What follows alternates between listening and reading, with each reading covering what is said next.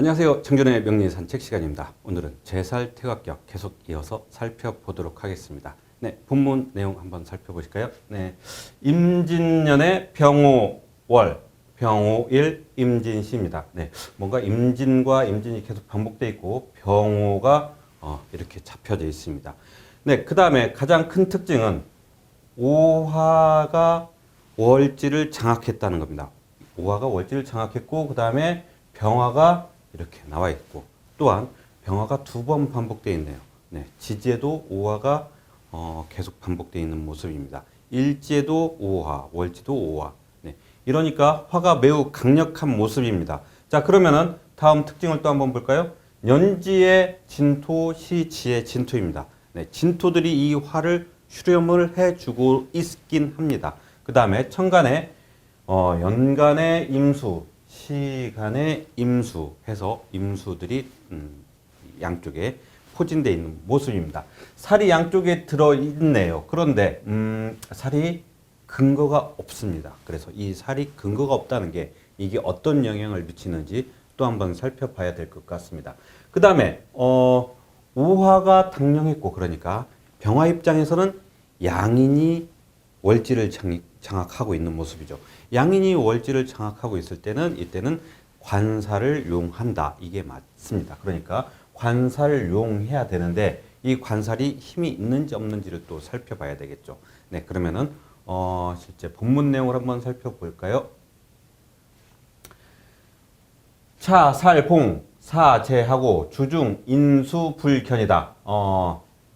이 명주는 살이 네 개의 제함을 만났다. 그러니까 네 개의 제극을 만났다는 얘기는 그러니까 살 자체로서가 갖고 있는 게 네 개의 극제함을 당하고 있다라고 하는 건데 지금 앞에서 보면은 이 살을 극하고 있는 관계는 이렇게 진토 두 개밖에 없는데 이거를 네 개라고 표현한 것은 여기에 오화에 있는 기토, 지장간을 아마 얘기하고 있는 것으로 생각하면 되겠습니다.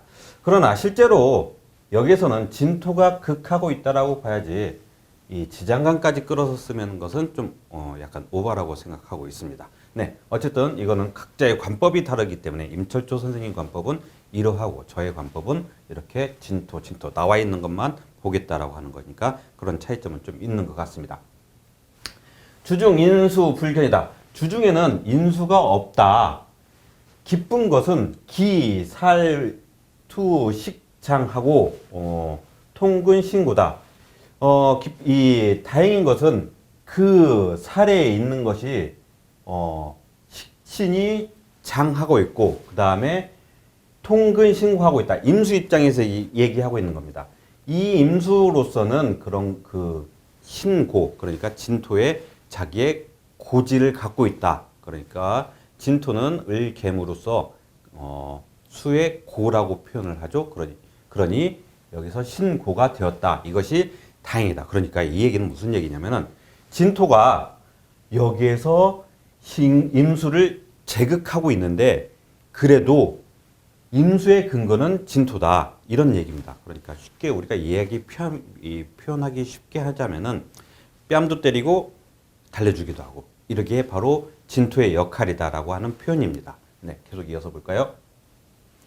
총지, 하, 화, 당, 권하고 수무, 금, 자다. 총론컨대 여름의 화가 당권, 월지를 장악했다. 아까 처음에 얘기했죠. 월지를 장악했다. 수무, 금, 자다. 수한테는 임수한테는 금이 자윤해주는 게 없다. 이게 안타까운 점이다라고 하는 것을 표현한 겁니다. 지유운에 유운에 이르러 합거 진토하니 진토를 합해서 거하니 재성자살이다. 재성이 이 살을 자윤해준다. 그러니까 이제 입장이 또 병화 입장으로 바뀌었습니다.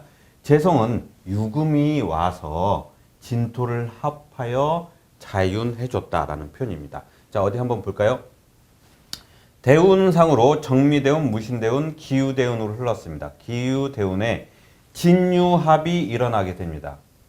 그래서 이걸 합거라고 표현을 했는데 합거가 아니고 진유합으로 금화되었다라고 하는 겁니다. 그러니까 진토는 유금을 적극적으로 밀어준다는 거죠. 적극적으로 밀어주고 그 다음에 유금 다시 이거를 임수의 근거로서 그러니까 인성으로서 사용이 된다라는 얘기입니다. 그게 병화 입장에서는 재성이 와서 살을 자윤해준다. 살을 자윤해준다. 이런 표현을 해주는 겁니다. 그래서 여기서 진유합이 이루어졌다는 것은 이제 진토는 아까 얘기했죠. 이 임수를 뺨도 때리고 달래주기도 하고 그런 건데 이제 뺨을 때리지 않고 유금에 오로지 집중을 해주는 겁니다. 유금을 집중을 해주니까 유금은 이제 그걸 가지고 임수를 적극적으로 생해주진 않지만 임수의 자유는 해준다라는 표현을 써야 되겠죠. 네, 그래서 이런 모습을 갖고 있다는 얘기입니다. 자, 다음은 발갑정 중서하고 발갑했다라는 얘기는 역시 과거 시험에 급제했다라는 얘기입니다. 그래서 중서하였다. 이 담청되었다. 점 찍었다. 이런 얘기가 되겠죠. 중서에 점되었다. 그러니까 너는 중서로 발령을 받았다. 이런 표현을 쓰는 겁니다.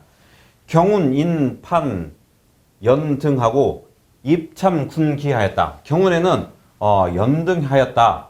인판 연등하였고 입참군기라고 한 것은 군 관련한 일에도 참여할 수 있게 되었다. 그러니까 정부 요직에 진출하였다라는 표현을 쓰는 거겠죠. 항상 우리가 보면은 이런 발갑 중서 그다음에 입참 군기 이런 것들은 그 당시에 쓰는 사회적 용어이기 때문에 여기서 잘 되었다라는 풀이로 보면 되겠습니다.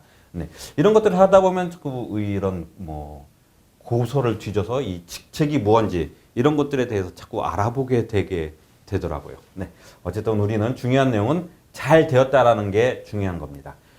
술운, 조토, 충, 동, 임수, 지, 근하니 술운에는 조토가 와서 충하여 임수의 근을 움직이게 만드니 이 얘기는 무슨 얘기냐면 다시 앞에 사주를 보도록 하겠습니다. 자, 다음 경술운이 왔습니다. 경술운에 술을 얘기하는 겁니다. 술운에 진술충이 일어났다라는 겁니다. 그래서 수의 근을 흔들어 놓는다라는 표현을 쓰는 거죠. 네, 그렇단 얘기입니다. 자, 그럼 다시 본문으로 가볼까요?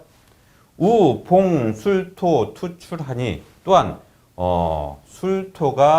술토를 만나 투출하게 되니 이 임수 불록이다. 네, 임수가 더 이상 힘을 쓰지 못하고 불록되었다. 불록되었다라는 얘기는 저번에 이 표현을 얘기를 해드렸죠. 선비나 이런 사람들을 죽었을 때 왕이 죽으면은 붕어, 승하 이런 형태로 높여 얘기를 하고 선비가 죽었을 때 혹은 관리가 죽었을 때는 불록이라 합니다. 더 이상 녹을 받지 못한다라고 얘기하는 겁니다. 네, 아까 얘기했듯이 이런 공부를 하다 보면 중서에 점하였고 입창 군기하였고 불록하였고 이런 형태들의 용어들이 참 많이 알게 되는 것 같습니다. 네, 이렇게 돼서 결국에 술운에는 이 진술충으로 인하여 임수가 힘을 쓰지 못하였다라고 얘기하는 거죠. 네. 자, 그러면은 여기 사주에서 내용을 한번 살펴볼까요? 다시. 아까도 얘기했습니다. 병화가 5월에 태어났습니다. 그러니까 이거는 이 양인이 월지를 장악한 모습이고 또한 이곳 저곳에 전부 다 양인과 비견이 포진되어 있는 모습입니다. 비겁이 강할 경우에는 이거를 끌어내 주든지 아니면 관살로 제압을 하든지 두 가지 경우 중에 하나를 써야 됩니다. 그러나 이런 경우에는 임수가 양쪽에 자리하고 있습니다. 그러니까 살을 쓸 수 있는 기운이 있습니다만 이게 문제가 임수가 근이 없다라는 게 가장 큰 문제입니다. 네. 그래서 여기서 또한 임수는 진토를 갖고 있는데 이 진토가 자기 편인 듯 하면서 또 자기를 이 임수 입장을 얘기하는 겁니다. 임수 입장에선 자기 편인 듯 하면서 자기를 억압하는 존재가 되는 겁니다. 그래서 임수가 진토를 바라볼 적에는 친근하면서 무서운 이런 형태로 생각을 하게 되겠습니다. 그런데 어쨌든 임수는 진토에 근거하게 됩니다. 진토 자체가 수에 고이기 때문에 다른 토들에 비해서는 수에 대해서 매우 친화적이다라고 할 수 있는 거죠. 그래서 이 수의 근, 임수의 근이 되었다. 그리고 이 정미운은 매우 불편한 운이 되었을 겁니다. 이 병화 입장에서는 큰 병을 앓고 다시 회생했다라고 할 정도로 위험한 운이 될 수도 있습니다. 그러나 무신운부터는 신금이 임수를 강력하게 지원을 해줍니다. 이쪽 저쪽에 대한 임수를 강력하게 지원을 해주는 거죠. 그 다음에 여기에서 또한 신진으로 합을 이루고 가합을 이루고 임수를 또 한 번 지원을 해줍니다. 그러니까 신금이 이때부터 임수를 강력하게 지원을 해주는 거죠. 갑자기 풀리지는 않을 겁니다. 그러니까 임수라는 관이 살아나기 위해서는 갑작스럽게 뭔가를 할 수 있는 게 아닙니다. 어느 정도 시간이 지나고 이 말 그대로 배터리 충전이 어느 정도 되어야 이때부터 힘을 발휘하는 거라고 생각을 합니다. 그러니 이 무신대운은 갑작스럽게 힘을 발휘할 수 있는 기운의 그런 대운이 아니라 임수에게 충분하게 기운을 채워줄 수 있는 배터리의 충전을 완충을 시켜줄 수 있는 그런 기간이었다라고 생각을 합니다. 어쨌든 진토가 무토로 나타났고 임수로서는 매우 힘든 상황인데 이때 신금이 다시 한번 임수를 지원을 해주기 때문에 이때 자기의 역량을 키웠다라고 봐야 되겠죠. 여기에서 또 한번 기후대운에 발갑하였다라고 하니까 또 기후대운에 잘 됐다라고 생각을 하면 안 된다는 거죠. 항상 그 전에 무엇이 있었고 어떻게 준비를 해왔는지를 이걸 파악을 하는 게 정말 중요한 내용이라는 겁니다. 그래서 기후대운에는 아까 설명해 드렸듯이 진유합을 하게 됩니다.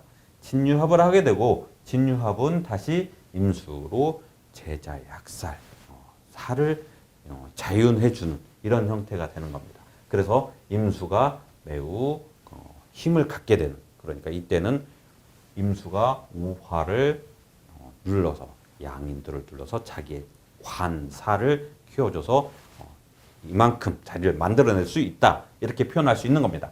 경술대운에는 말 그대로 진술충 일어나고 그 다음에 문제는 뭐냐면은 여기서 꼭 진술충만을 보지 않고 천간에 있는 경금 또한 힘을 발휘하는 거죠. 그러니까 여기서 진술충이 일어났으니까 죽었다라는 표현보다는 그러면 천간에 있는 경금도 같이 생각을 해야 되는데 여기에서 본문에서 역시 항상 논리적으로 생각해야 되니까 본문에서는 임수의 근이 없다라고 해서 이게 안타까운 점이다라고 하고 다행인 것은 이 진토가 신고하였다라고 하는 겁니다.